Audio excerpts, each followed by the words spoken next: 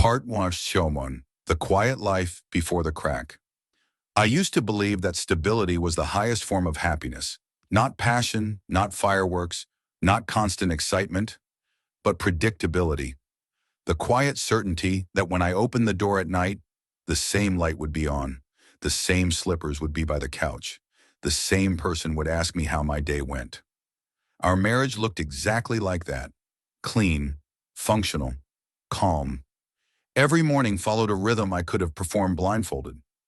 I woke up before her, made coffee strong enough to wake the dead, left the mug by her side of the bed, kissed her forehead.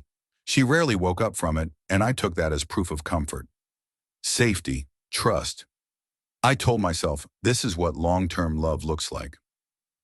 Twait. How we became us. We met when we were young enough to believe love was a destination instead of a road. She laughed loudly back then, too loudly, the kind of laugh that turned heads in cafes. I remember thinking, I want to be the reason she keeps laughing like that. We built everything step by step, shared rent, shared bills, shared dreams that slowly became shared responsibilities. Marriage didn't feel like a leap.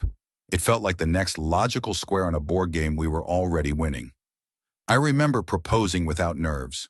That should have been my first warning. Part 3. Routine as a disguise. Years passed, quietly stacking on top of each other. We learned each other's moods like weather patterns.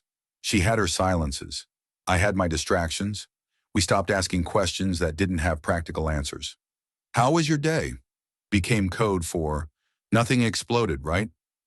I ignored how she began guarding her phone like a diary written in fire.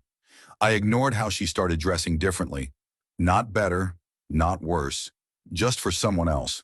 I ignored how intimacy turned scheduled, careful, efficient, because nothing was wrong, and that was exactly the problem.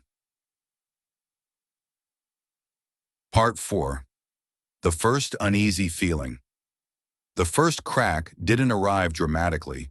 It arrived as a feeling, a subtle sense that something was happening slightly to my left, just outside my field of vision. She smiled at her phone more than she smiled at me. She started working late, on days she never used to. Her explanations were smooth, practiced, almost impressive. I told myself I was paranoid. I told myself that love doesn't mean ownership. I told myself that suspicion was uglier than ignorance. So I chose ignorance. Part 4. The moment everything shifted. The truth didn't